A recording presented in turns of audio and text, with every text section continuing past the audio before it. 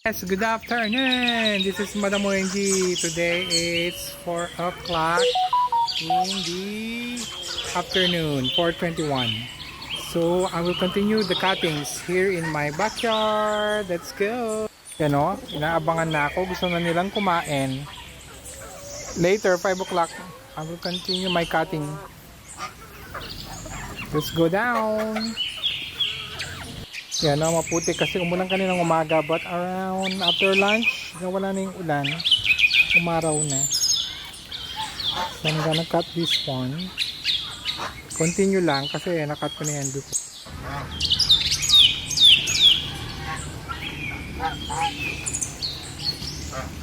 This is mulberry. Tuloy natin. Ganun tuloy.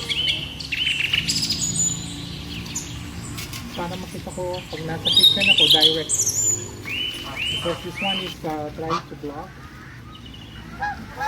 mo also in light.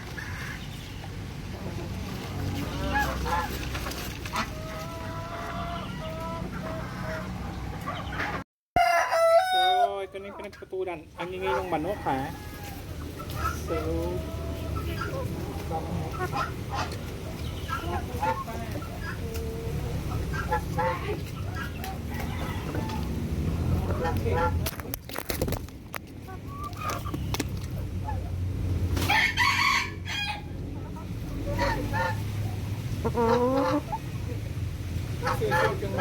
Balis ka dyan!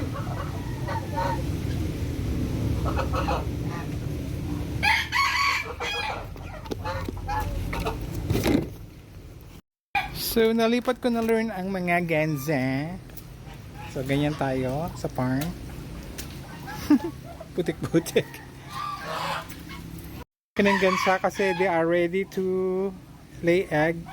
Kasi that, yun yung kanilang original nest, but hindi ko pa nalinis. So far, dito na muna sila. So, they will take over the duck nest. Malaki-laki naman yung mga duck nest. So, kasya sila. So, 3 breeders lang to and 1 male. Enjoy there. Yung mga nilaglagang dahon. Malulusaw din yan, don't worry. So, inipon ko lang dyan from this cotton fruit. Autumn yata ngayon, char. Taglagas. That's all for today's video. So, I need to go. So, I'll continue my cuttings. Medyo careful lang ako kasi pumuputik pa. Baka malaglag ang mobile ko. Thank you for watching. This is your Madam OMG. Please subscribe to my channel. Always spread love, not hate. Bye!